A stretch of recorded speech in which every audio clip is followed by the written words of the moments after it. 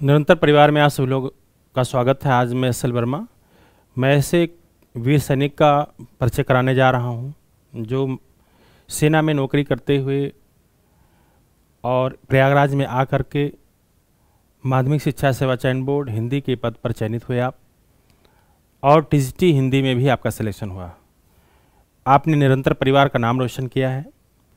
तो मैं आज ऐसे वीर सैनिक श्यामबली यादव का परिचय कराने जा रहा हूं जो जिला बुंदेलखंड हमीरपुर बुंदेलखंड से हैं, और आप जो है शाम के बैच में पढ़ा करते थे। बाद में आपने सुबह 9 से 11 बैच में भी आपने पढ़ाई किया, और इतना ही कम समय में कोविड के दौरान आकर के आपने निरंतर परिवार का नाम रोशन किया। और उस बुंदेलखंड में भी जहाँ से आप आए, जहाँ आप लोग सोचा करते थे कि मैं एक नौकरी लेके आऊँगा प्रयागराज से, आपने 3 नौकरियाँ हासिल की। आपने संस्कृत भी पढ़ाई की, संस्कृत में भी आपका टीजीटी में सिलेक्शन हो गया, और हिंदी में प्रवक्ता के पद पर तो हुए भी, और टीजीटी में भी लोग एक नौकरी के लिए तरसते हैं कि एक नौकरी में कहीं हो जाए। लेकिन श्यामबली यादव ने आज पूरे उत्तर प्रदेश में 3 नौकरियां माध्यमिक शिक्षा सेवा चयन बोर्ड से पा करके ये सफलता हासिल की।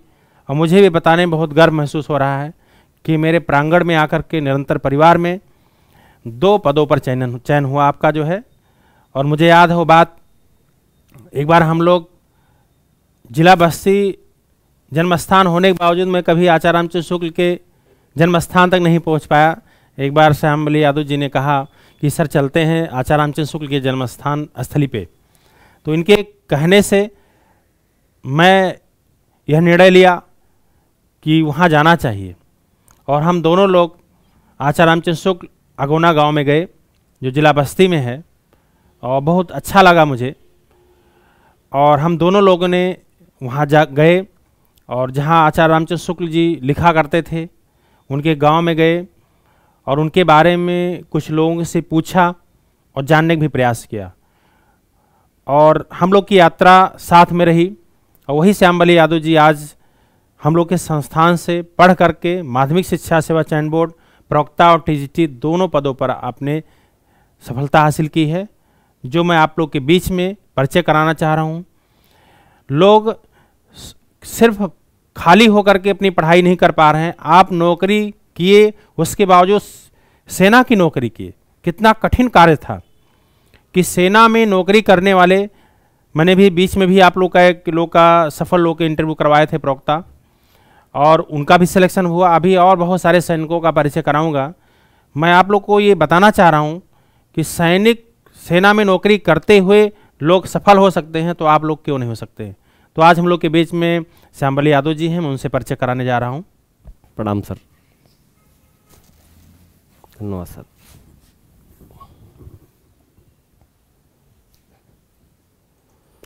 विद्या की आराध्य देवी माँ सरस्वती के चरणों में प्रणाम। गंगा जमुना सरस्वती त्रिवेणी की पावन धारा श्री प्रयागराज में आने का जो मुझे सौभाग्य मिला, वो अपने आप में गौरवशाली है, गौरवान्वित करने वाला विषय है। और मैं यहाँ की धरती पे आया और हिंदी कोचिंग में सर के सानिध्य में पढ़ कर के जो सफलता अर्जित किया, वो कहने को तो मैं 2 शब्दों में बयां कर दूं, लेकिन ऐसा नहीं है।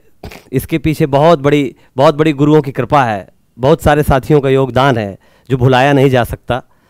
और मैं बताना चाहूँगा अपने सभी मित्रों को, सभी साथियों को जो अभी पढ़ रहे हैं निरंतर परिवार में, कि हिंदी साहित्य इतना प्रिय विषय है कि जिसका मन लग जाए पढ़ने में तो जीवन यापन तो होगा ही होगा, आपका जीवन भी संवार देती है हिंदी। आपका जो जीवन है वो जीवन भी संवार देती है हिंदी। जब मैं इलाहाबाद की धरती पे आया था, तो जैसे आम सभी छात्र होते हैं, मैं तो सैनिक ठहरा, मुझे तो पता ही नहीं था कि कोचिंग कौन सी अच्छी होती है इलाहाबाद में।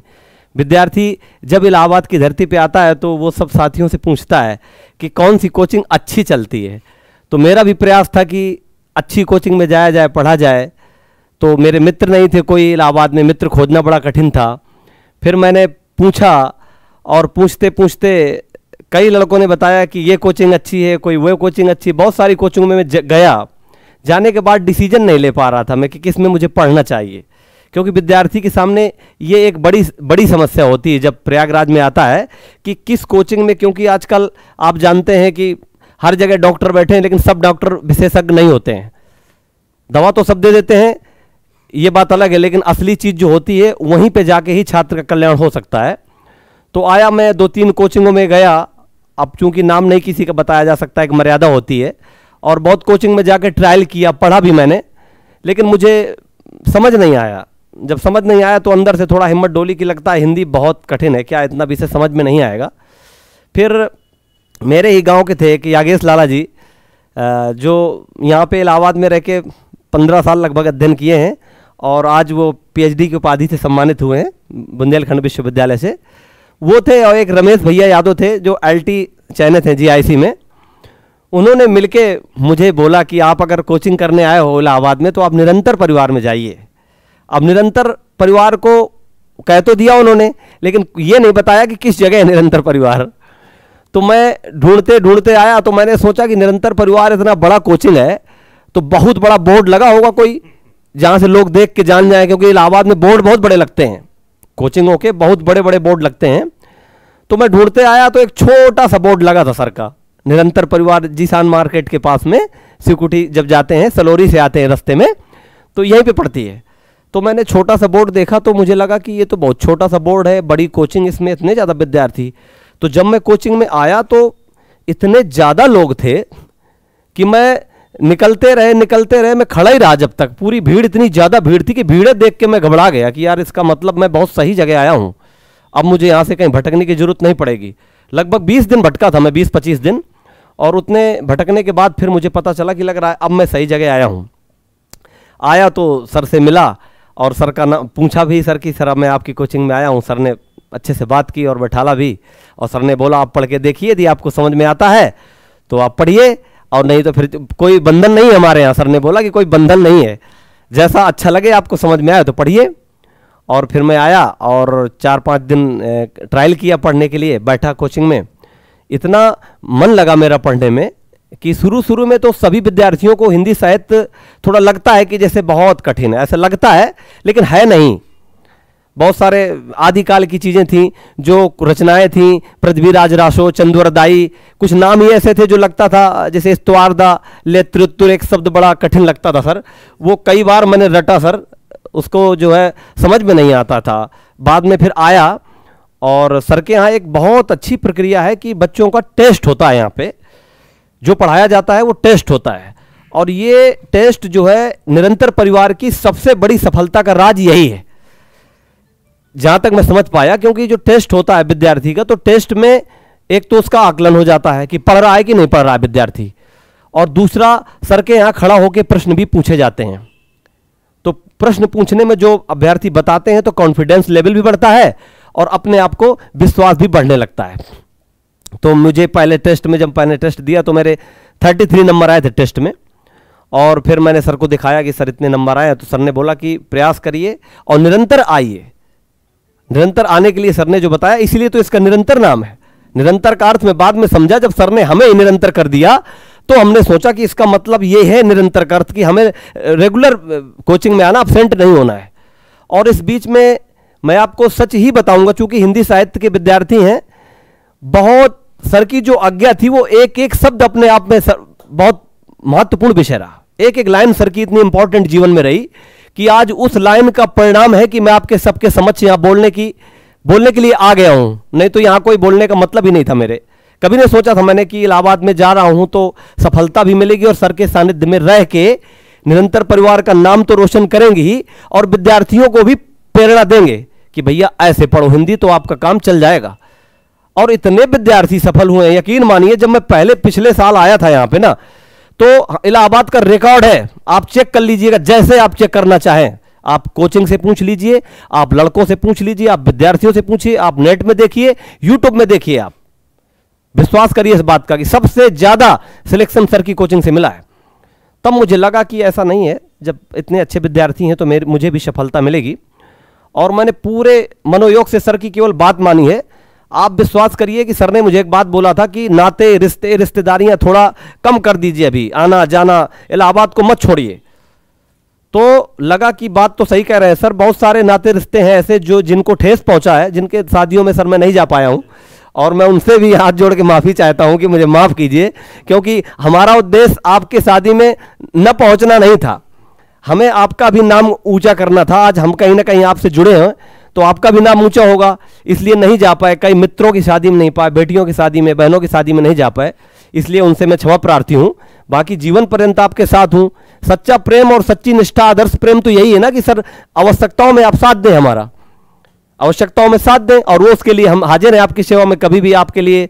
तो ये प्रेम रहा, और मैं कभी गया नहीं। और लिहाजा यहाँ पे लॉकडाउन लगा, बड़ा भयंकर, सभी परिचित हैं आप, कोरोना जैसी महामारी में इलाहाबाद में पूरी गलियां सुननी थी सर, एक आदमी साइकिल से निकलता नहीं था यहाँ पे। और जिस काल में सर का एक साहस था हमारे साथ, आप जानते हैं कि बिना साहस के दुनिया में कुछ नहीं है। एक उत्साह निबंध है सर, शायद आचार्य रामचंद्र शुक्ल का ही है। उत्साह में सर साहित्य में इतनी ताकत होती है कि कायर को भी वीर बना देता है सर। यदि कोई कायर बैठा हो ना तो वीर बना देता है उसे, और वीर जनों को सर उत्साह पैदा करता है। और बिना उत्साह के आप जानते हैं युद्ध नहीं लड़े जाते हैं, नहीं सर होता ना सर, युद्ध में अगर जाना है तो उत्साह तो चाहिए ना सर। और जब उत्साह हुआ तो सर जिज्ञासा तो थी अपने पास, लगन थी, और उत्साह के साथ पढ़ाई किया सर, और सफलता की और धीरे धीरे बढ़ा सर मैं। और सर का जो साहस था खास तौर से कोरोना काल में, वो बहुत अद्वितीय था अपने आप में सर। बीच में आया करते थे कार से देखने की, श्यामबली यहाँ से चले तो नहीं गए हो, तो मैंने कहा सर गया नहीं हूँ, लेकिन आप एक दिन दर्शन दे दीजिए तो थोड़ा सर एनर्जी मिल जाती है, बहुत अच्छी ऊर्जावान हो जाती है। फिर सर एक दिन आए थे और मैं वहीं पे बैठा रहा, सर से छू नहीं सकते थे, लेकिन कार के शीशा बंद थे सर के, और मैं बाहर से बात किया डरते हुए कि सर मैं इलाहाबाद नहीं छोड़ रहा हूँ, और मैंने छोड़ा नहीं। उस बीच कुछ बहनें थी हमारी जो सफल हो गई सर। हाँ, आदरणीय ममता मैम थी, बहन थी हमारी जो GGIC रामपुर में है सर, और बहुत अच्छी, उन्होंने भी सर हमारी बहुत मदद की। हिंदी का जो मदद हुआ उनके द्वारा सर, चूंकि कोरोना काल में पढ़ते तो कैसे पढ़ते सर, कोचिंग बंद थी, तो ये था कि एक यूट्यूब का सहारा था आपका, ऑनलाइन क्लास भी लेते थे, और जब शाम को जाते थे तो बहन जी से थोड़ा बहुत पढ़ लेते थे। 2-3 बहनें थी हमारी, बहुत मदद किया। स्मृति बहन थी एक, वो भी बेचारी बहुत अच्छी मदद किया। एक शुदा उपाध्याय थी जो सर के यहाँ पहले पढ़ती रही है, यानी सर के यहाँ से जो जुड़ा सिस्टम है वही मुझे सफलता दिलाया, ये सबसे बड़ी बात है। और उस बहन का भी बहुत बहुत धन्यवाद है। मैं पूरे जीवन में, मैं और मेरा परिवार नहीं रहेगा। आदरणीय ममता बहन जो पीलीभीत से हैं सर, उन्होंने भी नाम कमाया है सर, GGIC में उनका नाम हुआ, और उनके जिला से LT में तो होते नहीं सर, कुल जिला से 3 थे, और उन्होंने बहुत अच्छा नाम कमाया। हमारे जैसे तमाम छात्रों की मदद की है, और छात्र वही है सर जो दूसरे की भी मदद करे। परिवार में आप लोग के कौन-कौन हैं, उनका कैसे योगदान? जी सर। सर परिवार में तो सबसे पहली बात तो मैं सर फौजी था, तो मेरी जल्दी शादी हो गई सर। आप जानते हैं हम लोग को 10 पास में नौकरी मिलती है सर, तो जल्दी शादी हो गई सर। अब जब जल्दी शादी हो गई तो सर परिवार बढ़ा, और परिवार के साथ में बेटा बेटी हैं एक सर, और परिवार मेरा सर लखनऊ में रहता है। अब जब सर मैंने B.Ed किया सर, तो मथुरा में था सर मैं, तो B.Ed के दौरान जो हमारी पत्नी है श्रीमती रेखा यादव, और उनका सर बहुत बहुत बड़ा योगदान है सर। जो लोग कहते हैं ना कि हर एक पुरुष के पीछे या हर एक इंसान के पीछे सफलता में एक औरत का हाथ होता है सर, वो कहीं ना कहीं 100% सत्य है सर, कि अगर वो नहीं हेल्प करती सर तो बहुत सारे बड़े बड़े अधिकारी होते हैं जिनकी पत्नियां अगर हेल्प करती हैं तभी तो सफल होते हैं सर। तो हमारा भी उन्होंने बहुत अच्छा साथ दिया सर, समय से भोजन बनाया, बच्चों को देखा सर, और हमारी भी मदद की सर। और हमें B.Ed में सर मैं आता था, ड्यूटी करता था, और ड्यूटी के दौरान भोजन बना के रखती थी सर, और जल्दी जल्दी खिलाया और ड्रेस पहना और भाग जाता था सर। इसलिए उनका परिवार भी बहुत अच्छा सर मेरा सहयोग किया, मेरे आपत्ति काल में साथ दिया सर। उनके भाई भी सर अच्छे पदों पर हैं सर, उनका भी अपना सम्मान है सर। और जिन्होंने मुझे कोचिंग में भेजा सर, वो बहुत महत्वपूर्ण है सर मेरे लिए, क्योंकि वो अगर मुझे बताते नहीं तो मैं कैसे आता सर। तो इसलिए मैं उनका बहुत ही हृदय से आभारी हूँ। और जो BSA कॉलेज में जिन गुरुओं ने मुझे पढ़ाया सर, अलग से पढ़ाया सर, हाँ सर BSA कॉलेज है सर एक मथुरा में, जो बहुत अच्छा कॉलेज है सर, बहुत अच्छी पढ़ाई होती है वहाँ पे, आगरा का सबसे बेहतरीन कॉलेज है। तो सर ये कृपा रही गुरुजनों की, मैं उनका आभारी हूँ BSA कॉलेज वाले गुरुजनों का सर। और मथुरा के लोग सर उदार हैं, इसीलिए तो उन्होंने मुझे पढ़ने के लिए कहा। और आज जब मैं निरंतर परिवार में आ गया सर, तो मेरे अंदर साहस की जो धारा थी उतनी स्फुटित हो गई सर कि मेरा एकदम हिम्मत पड़ गई मेरी। जब मेरे नंबर आने लगे सर, जब 80, 85, 90 पहुंचने लगे सर, तो मुझे विश्वास होने लगा था कि इसका मतलब, कुछ छात्र बोलते थे सर कि यदि आपके सर की कोचिंग में आपके 90 आ जाएंगे ना तो उस वाले में 100 आ जाएंगे। ऐसे लड़का बोलते थे सर कि अगर इसमें 90 आ गए तो कंपटीशन में 100 आ जाएंगे। फिर धीरे धीरे विश्वास होने लगा सर, फिर पेपर ले जाते थे, फिर पेपर में जो नहीं क्वेश्चन होता था हमसे, ये भी एक बड़ी महत्वपूर्ण बात है सर, जो क्वेश्चन हमसे नहीं होता था उसको हम अलग से रजिस्टर में नोट करते थे सर, और नोट करने के बाद फिर उसको याद करते थे ताकि अगली बार टेस्ट में फंसे सर तो हो जाए सर। और बहुत सारे प्रश्न ऐसे फंसे सर जो मुंह जबानी याद हुए सर। और सबसे बड़ा सौभाग्य सर आपका ये रहा कि आप साइंस के विद्यार्थी रह के सर और हिंदी पे कमांड किया सर। ये मुझे बड़ा आश्चर्य लगता है कि सर ने इतनी ऐसी टेक्निक अपनाई है बच्चों को पढ़ाने की कि पूरा व्हाइट बोर्ड को रंग देते हैं। एक एक रचना कौन सी ईस्वी में, कौन से सन में गोदान कब हुई और गबन कब हुई, एक एक रचना को हमारे दिमाग में छात्रों के भर देते हैं, और भरने के साथ साथ क्लास में पूछते भी हैं। सबसे बड़ा गौरव यही है कि जब सर पूछते हैं तो एक छात्र का विश्वास बढ़ जाता है, धैर्य बढ़ जाता है, और उसके साथ ही निरंतर की परिवार की मेरे ऊपर जो कृपा हुई उसका मैं हृदय से आभारी रहूंगा, मेरा पूरा परिवार आभारी रहेगा। और आभार तो ये जीवन है सर, हम तो आपके लिए समर्पित हैं सर, आप हमारे गुरु हैं। हमारा जीवन सर पूरा ऐसा लगता है कि जीवन में जैसे अमृत की वर्षा हो गई हो सर। और अब तो हम जहां भी रहेंगे सर, हम तो चाहते हैं कि जितने सफल लोग हैं सर सबका एक ग्रुप बनाया जाए सर, और जो विद्यार्थी पढ़ रहे हैं सर उनकी भी सर हम उनको मोटिवेट करें, उनकी हेल्प करें सर, आर्थिकता से भी मदद करें सर, जो भी हो पाए सर, किसी से कोई जरूरी नहीं है। और मैंने एक बार सर की कोचिंग में बोला था कि शिक्षक बनने के बाद प्राय लोग कंजूस बहुत हो जाते हैं सर, जो नहीं होना चाहिए भैया। मेरा सभी से निवेदन है कि जरा सोचिए, पहले आप 5 रुपए के दूध में 3 बार चाय बनाते थे इलाहाबाद जैसी जगह में सर, ठीक है, लेकिन अब आपके पास 60,000 गवर्नमेंट ने दे दिया है, सम्मान दे दिया है, तो अब क्या होगा सर? अब तो थोड़ा बहुत हेल्प की जाए सर किसी की। और उन सर अध्यापकों से मैं निवेदन भी करूंगा जो भावी शिक्षक हैं, बने हैं, ये जो पहले भी हैं, मित्रों कायर नहीं बनना है। शिक्षक समाज का सर्वोच्च पद है, सर्वोच्च सम्मान है, और स्कूल में जी भर के पढ़ाना है, ईमानदारी से पढ़ाना है। सर तो हमें जो पढ़ाते थे वो तो सर थोड़ा हार्ड है, कंपटीशन है सर, लेकिन बच्चों को सर हाई स्कूल में बहुत ज़्यादा हार्ड नहीं है सर। छोटे छोटे गद्य हैं, पद्य हैं, कहीं गिल्लू है, कहीं महादेवी वर्मा को उपन्यास है, कोई संत मरण है, तो ये सर छोटे पाठ हैं सर। उनसे हमने जो आपसे कला सीखी है सर, वही कला तो हम पढ़ाएंगे बच्चों को सर। हमें थोड़ी पता था कैसे पढ़ाना है बच्चे को, हमने तो सर आपसे सीखी। और यही सर हम आशीर्वाद की कामना करते हैं आपसे कि हमारे ही जैसे विद्यार्थियों को ऐसे सर पथ पर लाइए। और ये भी सर भारत माता की सच्ची सेवा है। मैं एक सैनिक होकर ये कह रहा हूं आपसे कि सैनिक केवल बॉर्डर पे गोली चलाना ही सेवा नहीं होती है। प्रत्येक नागरिक भारत का जो ईमानदार है और भारत माता की कहीं ना कहीं अपना कर्तव्य निभा रहा है, वो सर हर एक व्यक्ति सैनिक है सर।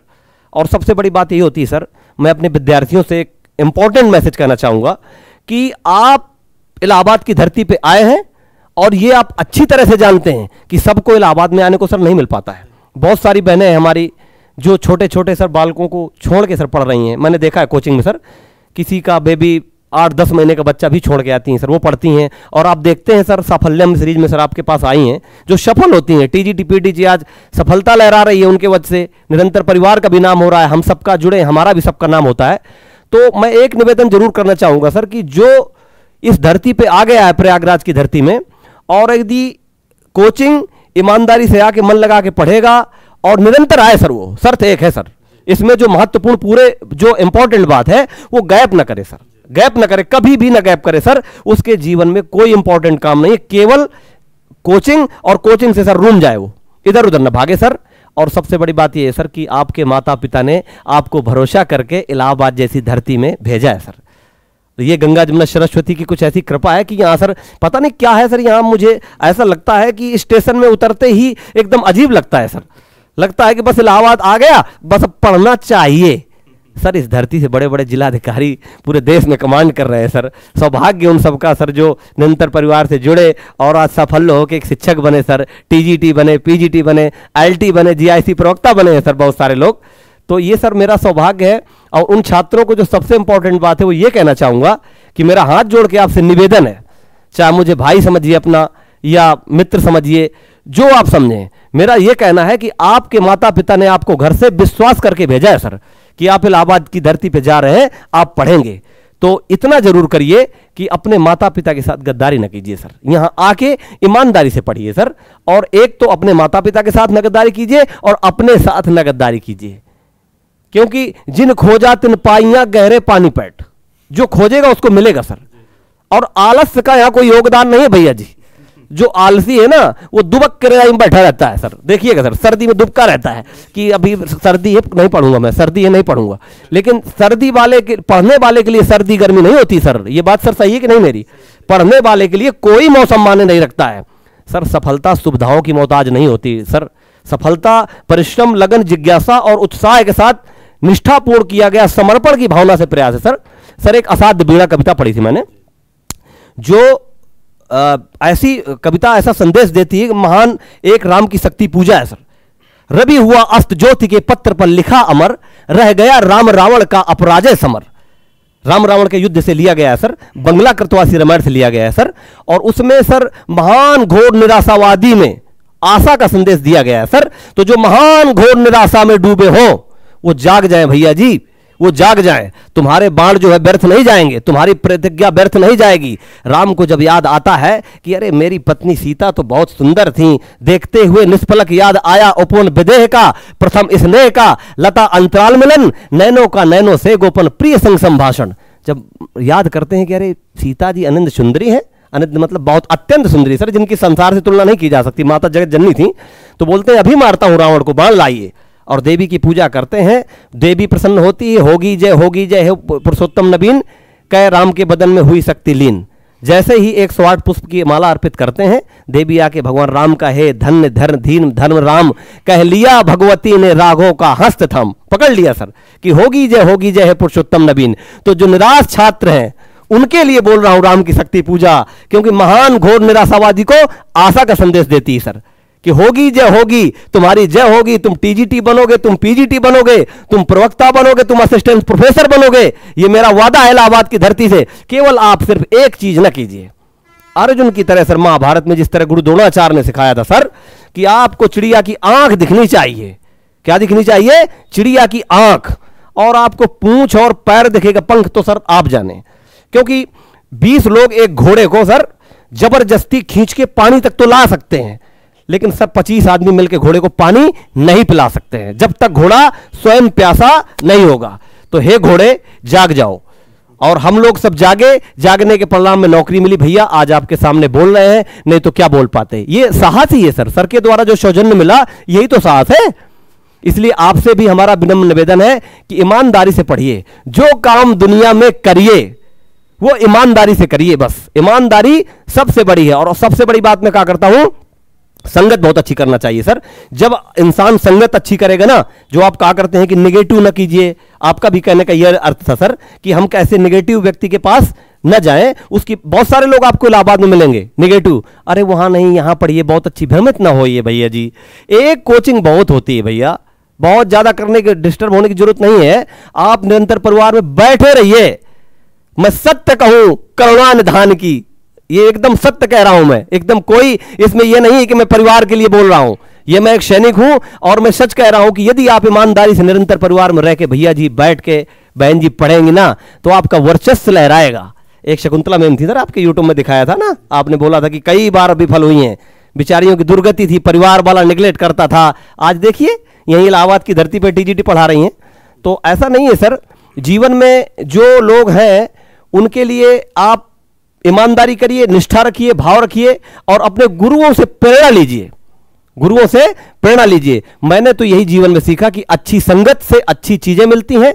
और भौरे और गुड़बीला की चीजें मैं कहा करता हूं कि गुड़बीला भी भौरा बन जाता है सर, यदि वो अच्छी संगत कर ले तो। और ये सत्य है, हमारे सर एक चीज कहा करते थे कि यदि आप पढ़ोगे नहीं तो सफलता नहीं मिलेगी आपको। बस बहुत सारे अभ्यर्थी थे कहा करते थे, चाहो पढ़ो, आप जाकर के गंगा जी में डुबकी लगाओ, वहीं से पढ़ो, जो कुछ पढ़ो, कुछ नहीं होना वाला भैया जी।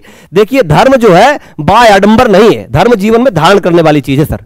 इसलिए हम हिंदी साहित्य के विद्यार्थी हैं और हमारा कर्तव्य है कि हम ईमानदारी से किताब को पढ़ें, अपने बड़ों से प्रेरणा लें सर, और गुरुओं का सम्मान करें, माता पिता का आदर सत्कार करें, नैतिक काम करें, सामाजिक सेवा करें। हम कभी ऐसा गलत ना सोचें जो हमारे दिमाग को कलुषित विचारधारा पैदा करे सर, ये सबसे इंपॉर्टेंट सर। और बहुत सारे सैनिक साथियों का सर मेरे योगदान रहा है। एक राजेश भैया हैं जो जिन्होंने सर मुझे इतनी महंगी माला में पहना दी कि मैं बता नहीं सकता आपसे सर, बेचारा बहुत चाहता है मुझे, जिनका योगदान है। एक श्याम मनोहर भैया हैं जो सर इनकम टैक्स में कमिश्नर हैं, सहपाठी हैं सर। उन्होंने सर एक बात बताया था मुझे, देख लीजिए इलाहाबाद की धरती से मेरे मित्र हैं वो, और IAS है सर, आज इनकम टैक्स में कमिश्नर हैं आपकी दिल्ली में। उन्होंने मुझे सर बताया एक बात की, श्याम बली ये सोचो कि यदि तुम किसी यात्रा पे हो ना, तो यात्रा पे जब थक जाते हो तो चाय पी लो और चाय पी के बैठ लो थोड़ी देर, लेकिन लेट मत जाओ सर। और लेटने का सर बहुत बड़ा अर्थ बताया था, जैसे आप बताते थे ना कि संज्ञा किसे कहते हैं, किसी वस्तु स्थान के नाम को भाव को संज्ञा। तो वस्तु और स्थान का मतलब छोटा नहीं है। बस अगर हमने पूछ लिया कि नदी में कौन सी संज्ञा है, तो ये नहीं सोचना है कौन सी नदी, तो तमाम है भारत देश में भैया, जातिवाचक संज्ञा होगी ना सर। इस साहित्य तो इतना अच्छा विषय है कि इसमें अपने आप में विद्यार्थी को आनंद भी आता है और उत्साह भी बढ़ता है। कहानियाँ पढ़ने को मिलती है सर अच्छी, जिनसे प्रेरणा मिलती है हमें। बहुत सारी कहानियाँ हैं सर जिनसे छात्र को प्रेरणा भी मिलती है और पढ़ने में भी आनंद आता है सर। सर ये तो रस में इतना आनंदित है हिंदी सब्जेक्ट अपने आप में कि हिंदी विषय को यदि मन से पढ़ा जाए ना सर, तो कभी अब व्यक्ति निराश नहीं हो सकता है सर। ऐसी ऐसी कविताएं आ जाती हैं, संदेश कितना अच्छा देती हैं सर। रहीमदास जी ने कितनी अच्छी पंक्ति में संदेश दिया है कि रहीमन रहिला की भली, जो परसै चितलाए और परसत मन मैला करे सो मैदा जर जाए। सर ये उस जमाने की है, मुझे लगता है कि जब लोगों यहाँ चने की रोटी खाते थे सर प्रेम से, यानी प्रेम से जो कोई दे भोजन वो श्रेष्ठ होता है सर, और बिना प्रेम के चाहे कुछ भी दे सर तो सब वो बेकार है सर। इसलिए रहीमदास जी ने एक पंक्ति बहुत इंपॉर्टेंट कही, रहीमन देख बड़ेन को लघु न दीजिए डार, जहां काम आवे सुई काह करे तलवार, रहीमा काह करे तलवार। रहीमन देख बड़ेन को, अब ये नहीं है कि हम बन गए सर, बहुत सारे बन गए तो केवल बड़े वाले मित्र बन जाए, नहीं ऐसा नहीं है। हमारे वो मित्र भी रहेंगे हमारे साथ जो सर बचपन से खेले हैं कूदे हैं, और हमारे मित्रों का यही तो जीवन में आनंद है सर कि हम पढ़ लिख के ना इतने बड़े विद्वान न बन जाए कि हमको हमारे मित्र न दिखाई पड़े सर, हमारे गुरु न दिखाई पड़े। बहुत सारे लोगों को ऐसा अहंकार हो जाता है सर कि दोबारा आना नहीं चाहते हैं वो। मैं उनसे भी कहना चाहता हूं कि भैया देखिए, सच यही है कि आपकी सफलता से विद्यार्थी क्या सीख रहा है, विद्यार्थी को क्या शिक्षा दे रहे हैं आप। थोड़ा बहुत ये भी कोशिश कीजिए कि अब जैसे मैंने सर के यहाँ पढ़ा, कोचिंग में आया, पूछते पूछते यहाँ पे रहा, और इतने कम समय में सर लगभग बहुत कभी ज़्यादा नहीं पढ़ पाए सर, सौभाग्य नहीं प्राप्त हुआ। नहीं तो हमें तो लगता है सर हमारे पास हिम्मत जुटाएंगे तो और भी आगे बढ़ सकते हैं सर। तो अभी नेट का सर हाल ही में पेपर दिया है मैंने, अभी नेट का एग्जाम देने आया था, तो मैं भी सर सोचता हूँ कि अपने से जो जूनियर विद्यार्थी हैं उनको संदेश दिया जाए।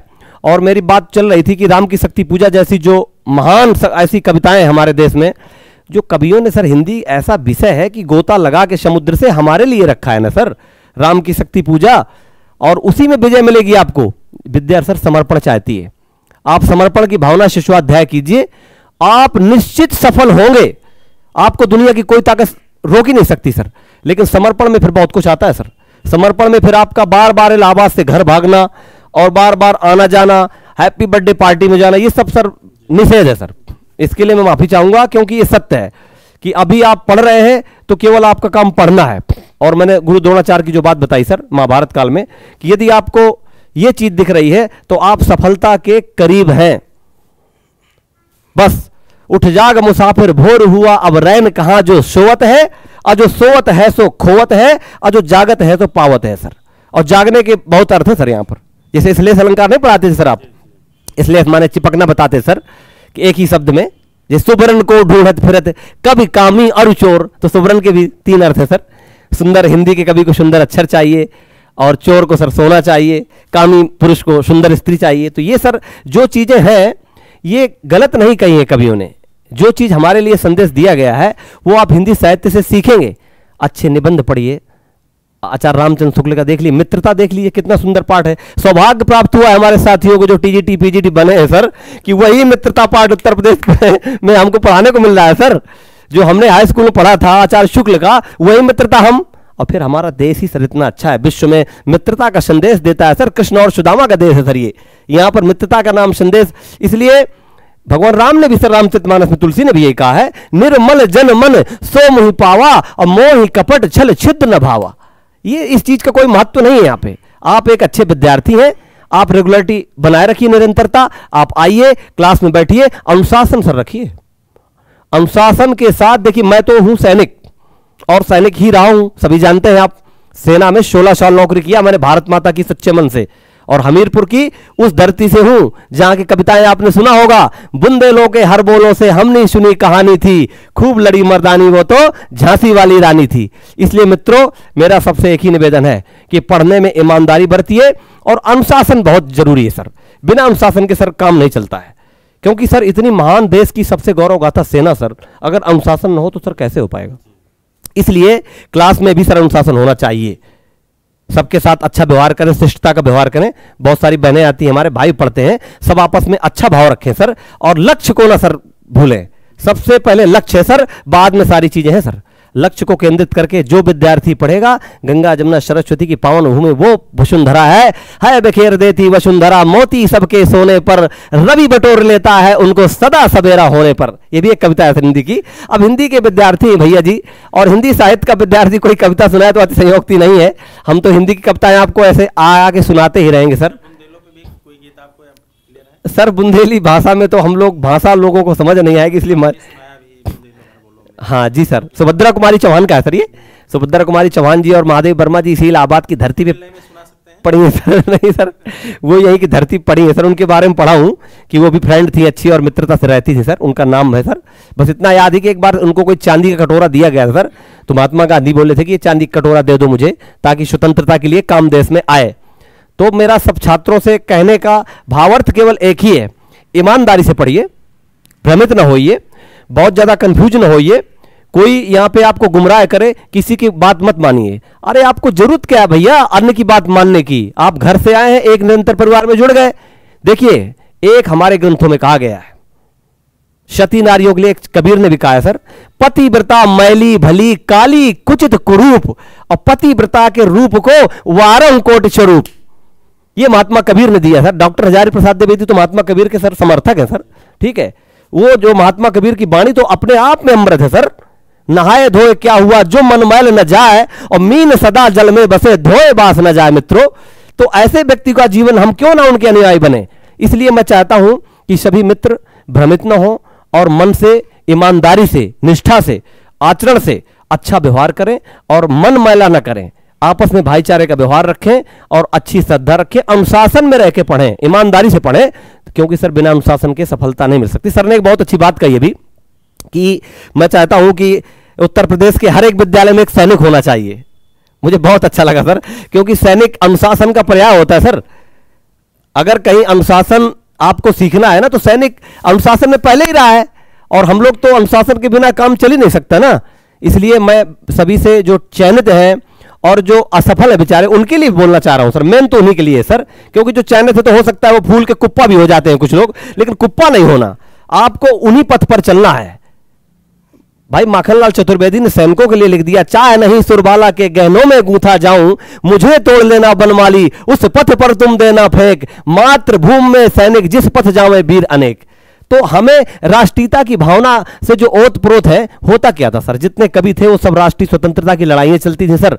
कबीर, सूल तुलसी, ये जो जयशंकर प्रसाद जी के जितने नाटक देखेंगे, सभी नाटकों में ध्रुवस्वामिनी देखिए, प्रसाद जी का अंतिम नाटक है सर, शायद 1936 का है सर, जिसमें सर राष्ट्रीयता की भावना है पूरी। स्कंदगुप्त है सर, चंद्रगुप्त है, आपने जो जो पढ़ाया सर। गोदान साहित्य देखिए सर, क्या आनंद है सर। हिंदी को लोग पता नहीं क्यों नहीं ऐसा कह देते हैं कि हिंदी कहां कठिन है भैया।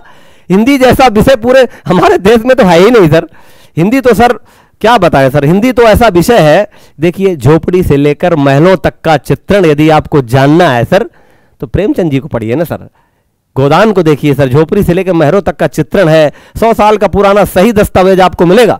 हिंदी साहित्य के इतिहास में सर भाषा विज्ञान पढ़िए, डॉक्टर भोलानाथ तिवारी की भी बहुत अच्छी किताब है सर। है का कहाँ से निकलता है, खा कहाँ से निकलता है, सर आपने इतना अच्छा सिखाया है कि वो सब जुबान में रटा हुआ है सर। और सर मैं ये बताना चाहूँगा, जो लोग सोचते हैं ना कि सैनिक हैं हम, ऐसा नहीं भैया जी। पूरी मेहनत किया ईमानदारी से। आप पहले सेना में जाइए, 4 बजे उठिए और सेना में भर्ती होकर दिखाइए और बर्फ में ड्यूटी दीजिए, उसके बाद आपको पता चलेगा कि सेना में कितना कठिन जीवन है। ऐसे नहीं हम बोल रहे हैं आपके सामने, हमने किया है और तब बोल रहे हैं, और वो आपके लिए बोल रहे हैं कि जो हमारे भाई हैं वो भी इस चीज को समझे कि मैं जब पढ़ सकता हूं। मुझे लोग बोलते थे सर, अरे अब क्या पढ़ रहे हो, कोई पढ़ने की उम्र है। घर में भी सर कई बार वाइफ भी बोल देती थी, बेचारी निराशा फैमिलियां सभी होती हैं सर, कि क्या बन पाएंगे आप। और भी एक्चुअली मैं बड़ी स्थिति से तंगी आ गया था सर। पेंशन सर 14-15 हज़ार रुपये मिलती थी, तो आया तो लगता था खर्चे कैसे चलेंगे, लेकिन पता नहीं था सर कि इतना बढ़िया पद मिल जाएगा सर कि मेरा एक सिलेक्शन पीजीटी हिंदी में हुआ है, जो मेरठ में गेझा इंटर कॉलेज है, जनता इंटर कॉलेज गेझा, जहां का बहुत अच्छा स्टाफ है सर। मैं मेरा सौभाग्यशाली हूं सर, और मैं उनको भी प्रणाम करता हूं सर, अपने विद्यालय के समस्त स्टाफ को सर। इतना बेहतरीन स्टाफ है कि मैं सर, बहुत बड़ा सौभाग्य मेरा जो ऐसे गुरुजन मिले सर। प्रधानाचार्य महोदय पूर्वांचल के हैं सर, बहुत ही कोऑपरेटिव पर्सन है। और एक मैम भी आई है अभी हमारे यहाँ, पिंकी नाम है सर उनका, गृह विज्ञान की है सर। हमारे विद्यालय में गर्ल्स ज़्यादा हैं सर, लड़कियाँ ज़्यादा हैं, तो सर एक फीमेल की जरूरत थी, तो बहुत दिन के बाद एक मैम आई है, और बहुत अच्छा एक मैसेज जाता है सर हमारे विद्यालय को कि हम 1 वर्ष के अंदर अपने विद्यालय को चमकाएंगे सर, और नाम ऊंचा करेंगे सर हिंदी का, अपने निरंतर परिवार का नाम, अपने गांव का नाम, अपने माता पिता का नाम, अपने देश का नाम सर आगे करेंगे। जीवन में सर जब मैं भर्ती हुआ था ना, तब भी सर मेरे बैच में कोई आसपास लड़का भर्ती नहीं हुआ था सर, मैं अपना अकेले दौड़ता था सर। क्योंकि सर जज्बा होना चाहिए आपके पास, जब तक जज्बा नहीं होगा ना, तब आप तक किसी चीज को पाने में असमर्थ हो जाएंगे। और देखिए यहां पर आलसियों का कोई महत्व नहीं है जीवन में। सर सबसे बड़ा सफलता में सबसे बड़ा दुश्मन सर आलस ही है। इसलिए मैं बार बार कहा करता हूं कि रजाई में सर्दियों में दुबक के नहीं सोना है, आराम से बढ़िया उठना है। कम से कम सर विद्यार्थियों को 4 बजे तो उठ ही जाना चाहिए सर, शाम को जल्दी सो जाओ 4 बजे, और पढ़िए मन लगा के। 1 बार पढ़िए, 2 बार पढ़िए, है क्या हिंदी में भैया, पहले आदिकाल से शुरू करते हैं सर, हमारे पूरा बता डालते हैं। पृथ्वीराज रासो, चंद्रवरदाई, आचार्य शुक्ल के कुछ ग्रंथ है सर, वो 12 है कि 14 है सर, ऐसे जो प्रमाणित है, कुछ अर्ध प्रमाणित है। तो इन ग्रंथों में फिर हम जब आदिकाल में होता क्या था, सब राजा मस्त थे सर, अपने अपने मस्ती में, गरीब जनता त्रस्त थी, युद्धों का सजीव वर्णन था। लेकिन सर जगनिक बहुत बढ़िया थे, जो आप पढ़ाए कि परमाल रासो जगनिक तो सर स्वयं युद्ध में गए हैं तलवार लेकर के। और जानते हैं मित्रों, मैं तो बुंदेलखंड का हूं, बड़े लड़ैया या महोदय के जिनकी हार गई तलवार। तलवार हार जाती मित्रों हमारे यहां, लेकिन लड़ने वाले नहीं हारे। इसलिए, और जानते हैं, नदी बेतवा तुमको ध्याऊं, निर्मल बहे दूध की धार। पहले सर क्या होती थी, नदियां सर साफ सुथरी होती थी, मतलब 100 साल पहले लगभग मान लीजिए, और ज्यादा 1191-92 के आसपास हुआ है सर। तो हिंदी साहित्य की सर हम लोग चर्चा कर रहे थे कि हिंदी साहित्य पढ़ने वालों के लिए हिंदी विषय कठिन नहीं है सर, और हम सारे अध्यापकों की जिम्मेवारी है कि हम हिंदी को कठिन बनाने वालों का भय दूर करें और सरल बनाने का कहें सर। क्योंकि हिंदी कठिन नहीं है सर, हमारी तो मातृभाषा भी सर, और राजभाषा। और एक बात और बता दी, याद आ गया सर, यदि आपको उत्तर प्रदेश में कोई भी जॉब चाहिए तो सर बगैर हिंदी पढ़े काम नहीं चलेगा। ये भी बता देता हूं मैं आपको, अगर कोई भी, चाहे आप दरोगा हो, चाहे लेखपाल हो, ये कोई भी सर्विस हो सर, हिंदी तो आती है भैया जी। इसलिए हिंदी को पढ़िए, व्याकरण पढ़िए, थोड़ा सा साहित्य भी पढ़िए, और व्याकरण पोर्शन पे सर व्याकरण की क्लास चलती रही है सर, ऑनलाइन क्लास करिए सर की, ठीक है। और बहुत सारे लोग हमसे फोन करके पूछते हैं कि हम किससे पढ़े, थोड़ा मार्गदर्शन बता दीजिए। भैया देखो, फोन में ही सब कुछ पूछना चाहते हो, कभी आके भी पूछोगे। अगर आपको प्यास है तो प्यासा कुएं के पास आता है सर, ज्यादातर कुआं थोड़ी उठ के जाता है। कभी भी आप आइए, हमारे घर आइए सर, स्वागत है आपका, कोचिंग में आइए सर, यहाँ तो बताने वालों की भरमार है सर। या आप इतनी दूर है, आप इलाहाबाद कोई बहुत दूर तो है नहीं सर, आप स्वयं आइए, एक दिन विजिट कीजिए सर। सर मेरे ख्याल से भ्रमण करने से भी ज्ञान होता है। अगर जो छात्र सोच रहा है कि मैं ऑनलाइन से ही सब कुछ प्राप्त कर लूं, तो ऐसा नहीं सर, कभी कभी आना चाहिए क्लास में भी। ऑफलाइन का तो मजा ही सर कुछ और है। तो इस तरह से हमने साहित्य के प्रति रुचि रखी, और छल कपट का व्यवहार किसी के साथ किया नहीं। मित्रों के साथ अच्छा व्यवहार बहुत अच्छा होना चाहिए सर, क्योंकि सदकार भी समाज में हम लोग करते रहे यथाशक्ति, और करना भी चाहिए। सदकार्यों का भी फल जुड़ा है सर, हमारे बहुत सारे चीज़ें समाज में हम लोग गांव में करते रहते हैं। और मैं तो सर यही सोचता हूं कि एक रामवृक्ष बेनीपुरी जी एक निबंध लिखा है, शायद रामधारी सिंह दिनकर हैं, ईर्ष्या तू न गई मेरे मन से सर। और एक गेहूं और गुलाब भी इन्हीं का है क्या सर, इन्हीं का है सर। तो गेहूं और गुलाब का जो सामंजस्य, जो तालमेल है भैया जी, वो समाज में रहना चाहिए। इसका जो बैलेंस है ना, जैसे उन्होंने लिखा है कि जैसे आदमी भोजन करता है तो बढ़िया स्वादिष्ट पकवान खाने के बाद, उसके बाद जब भोजन तृप्त हो जाता है तो सोचता है बाहर थोड़ा घूमूं, अच्छी खुशबू मिले सर, गुलाब का खुशबू मिले, आनंद आए। तो ऐसे ही जीवन है। हमारे बुजुर्गों ने जहां अपने बांस से सर लाठी बनाई, वहीं उन्होंने अपनी कोमल भावनाओं को त्यागा नहीं सर, उन्होंने उसी बांस से बांसुरी भी बनाई मित्रों। बांसुरी बनाई ना सर, उसी बांस से तो बांसुरी बनाई। इसलिए हमें चाहिए कि हम अपने सामंजस्य में समरसता का भाव रखें सर। मनु नहीं कहती सर दशर्ग में, मेरे स्तुत सुन मेरी पुकार, कर मनुष्यता का प्रचार। अच्छा चीज जो है, राम की शक्ति पूजा हो, कामायनी हो, प्रसाद जी की 9वें सर्ग में देखिए सर, उर्मिला का चित्र में देखिए क्या मस्त लिखा है, मेरी विभूति है जो उसको भवभूति क्यों कहे कोई। सर सूर का राधा का चित्रण है, गोपियों का जो विरह वो शूर ने किया सर, और शायद नागमती का विरह वर्णन किसने किया सर? इन्होंने किया है, जयसी जी ने किया है सर। और तो गुप्त जी कहते हैं कि मतलब ये तो अपने अपने भाग्य की बात है, जब भगवान राम 12 वर्ष 14 वर्ष रहे हैं चित्रकूट में, तो जो साकेत महाकाव्य है ना सर, कि खंड का महाकाव्य, तो उसका ग्रंथ का जो चित्रण किया है क्या सुंदर किया है। मुझे फूल मत मारो, मैं अबला बाला वियोगनी, कुछ तो दया विचारो, होकर मधु के मीत सदन पट, तुम कटु गरल न गाड़ो, नहीं कोई ये मैं भोगनी, जो तुम जाल पसारो, लोये मेरी चरण धूल उस रति के सिर पर डालो। उर्मिला कहती है सर कि मेरे जीवन में कामदेव को चैलेंज करती है कि तुम मुझे कोई साधारण नारी समझ रहे हो क्या? मैं कोई साधारण नारी हूं? सखी नील नभसर से उतरा हंस, आहा तरता तरता, अब तारक मोतिक शेष नहीं, निकला जिनको चरता चरता, गड़ जाए न कंटक भूतल के, कर डाल रहा डरता डरता। बहुत सारी पंक्तियां हैं मित्रों। मेरा कहने का उद्देश्य सिर्फ ये नहीं है बस तुम्हारा उत्साह बने भैया, क्योंकि हमें सफलता मिली है तो हमारा मन थोड़ा और ज्यादा उत्साह हो गया सर। इसलिए हम चाहते हैं कि हमारे सारे मित्र इस चीज को जाने, ये नहीं कि थोड़ा सा पूछ लिया डगमगा जाते हो। काहेर नलिनी तू कुम्हलानी, तेरे नाल सरोवर पानी। पढ़े हो तो बता दो कि कबीर जी का तो है भैया, और किसका है? सखी वो मुझसे कहकर जाते, इसका है सर खंड काव्य में। बहुत सारी चीजें हैं कि यशोधरा का है सर। तो हम चीजों को पढ़ें भी और थोड़ा याद भी करें। एक बहुत अच्छी चीज है सर, एक मेरे मामा जी बताया करते थे कि रीड राइट रोट थॉट, ऐसा कुछ कहा करते थे। अंग्रेजी मुझे कम आती है, हिंदी का विद्यार्थी हूं मैं। उन्होंने बोला कि सर पहले पढ़िए, लिखिए, और लिखने के बाद सोचिए।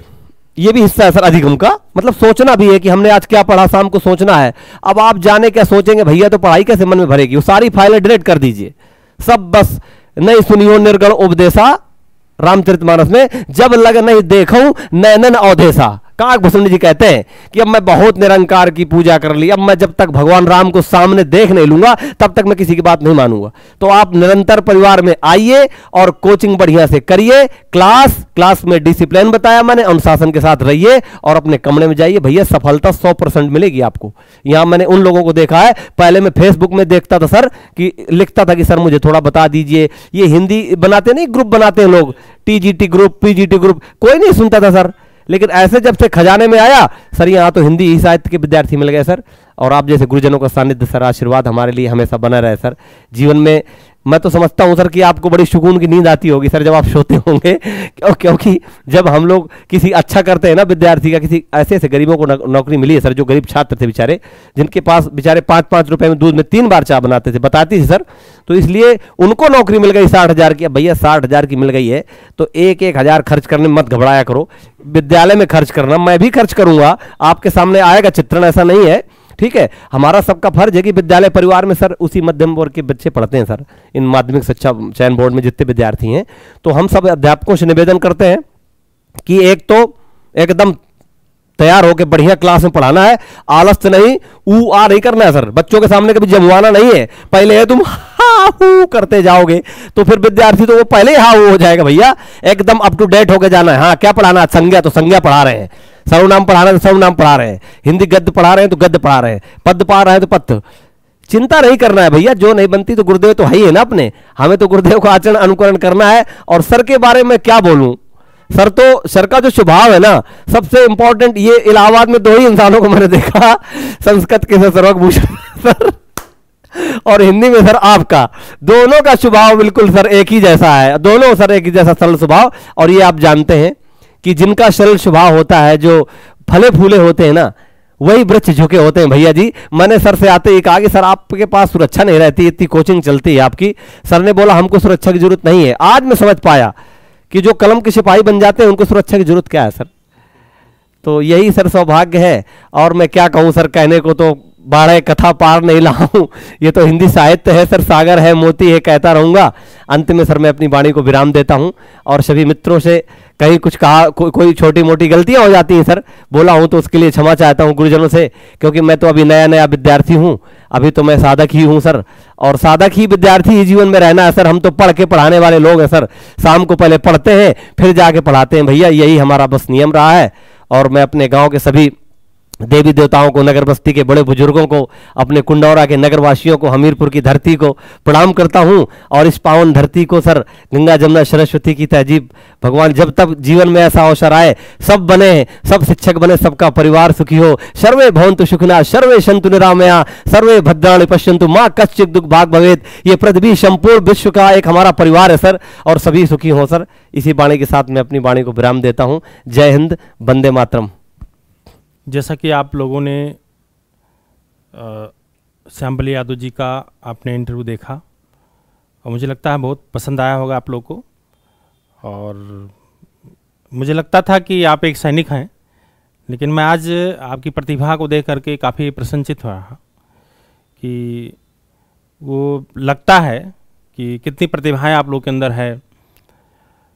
और कोई भी एक नौकरी कर कर दोबारा नौकरी के लिए प्रयासरत करना एक अयोग्य लोग नहीं कर सकते, योग्यता जरूर है। और संस्था को खोजना ये भी छोटी बात नहीं है, एक ललक है अंदर कुछ पाने के, तभी आप ऐसा कर रहे हैं। और मैं तो अभी श्यामबली जी से बात भी कर रहा था कि आपके उत्साह को देख करके मैं ऐसा महसूस कर रहा हूं कि हर एक विद्यालय में एक सैनिक को होना चाहिए, और हर विद्यालय में एक सेना के जवान जरूर होने चाहिए। वो अलग बात है सूर्य तुलसी पढ़ाए न पढ़ाए, चाहे वो खेल कूद ही कराएं, क्योंकि सेना में नौकरी करने के बाद लोग के अंदर कितनी ईमानदारी आ जाती है, कितनी अच्छी सोच आ जाती है। हमेशा देश के प्रति समर्पित होना और विद्यालय के प्रति समर्पित रहें, बच्चों के प्रति पढ़ाने में समर्पित रहें, परिवार में ईमानदारी हो, ये महान पहुंचाता है, महानता है। महानता है नहीं कि दूसरे की कमाई के बारे में हम लोग सोचें कि हम कैसे छीनें इसको, कैसे इसको चोरी करें। महानता वो है कि दूसरे को प्रेरित करें। हम भी प्रयास करते हैं, नहीं सोचते। मैं सोचता हूँ कि वो कोई सामने वाला इंसान है, वो भी एक अच्छा नेक बन सकते हैं, क्योंकि यहाँ हमारे संस्कृत में जो सभ्यता है, हम लोग को ये सिखाया जाता है कि आप उसके योग्य हो। मनुष्य बहुत बुद्धिमान प्राणी माना गया है।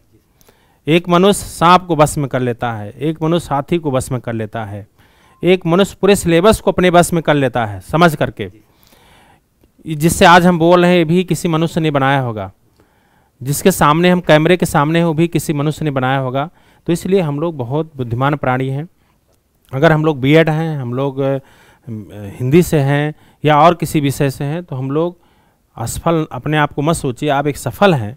उस समय का इंतज़ार करिए, अपनी कमियों को खोज करके अच्छा इंसान बनिए, एक शिक्षक बनिए। जैसे श्यामबली जी ने आज साबित कर दिया है कि मैं सेना में नौकरी किया, उसके बावजूद भी माध्यमिक शिक्षा सेवा चयन बोर्ड में सिलेक्शन पाया। ये छोटी बात। बहुत लोग कहते होंगे सेना वालों को छूट मिलती इसलिए नौकरी मिल गई। मैं अरे भैया ठीक है, एक जगह मिल जाएगी, तीन जगह आपने सिलेक्शन पाया, छोटी बात नहीं है। और प्रवक्ता में सिलेक्शन पाए, टीजीटी में सिलेक्शन पाए, फिर संस्कृत में भी आपने पाया। और देखिए जहाँ जहाँ आपने गोला भरा भी, यूजीसी का भी परीक्षा आपने दिया है, हो सकता है उसमें भी आपका हो जाए। तो आप जो है, ऐसा नहीं है कि आप एक शिक्षक ही हैं, आप बहुत सहयोगी भी हैं और बताया भी करते हैं कि सर मैं अपने गांव में भी बहुत सारे सहयोग करता रहता हूं। और निरंतर संस्था में अपने आँखों से देखा किसी की भी तबीयत खराब हो जाती थी। एक बहुत अच्छा चालक भी हैं, ऐसा नहीं कि आपने सिर्फ गोलियां ही चलाई हैं, आपने गाड़ी चालक भी बहुत अच्छे हैं। कभी कभी निरंतर परिवार में बहुत सारे लोगों को तबीयत खराब हो जाती थी, आप जो है आप खुद गाड़ी बैठा करके जाके हॉस्पिटल तक लाया करते थे। तो एक हाँ बहुत सहयोगी भी हैं, और इसलिए मैं निरंतर परिवार की तरफ से आपको बहुत मैं बहुत आभारी हूं कि आप जैसे लोग शिष्य बन करके और निरंतर परिवार का नाम रोशन किए, और पूरे उत्तर प्रदेश में जिस विद्यालय में वहाँ भी नाम रोशन कर रहे हैं। तो हमें बहुत अच्छा लगा आपसे मिल करके, और मैं चाहता हूँ सभी सफल लोग ऐसे ही लोगों को मोटिवेट करें ताकि उनका भी भला हो। धन्यवाद।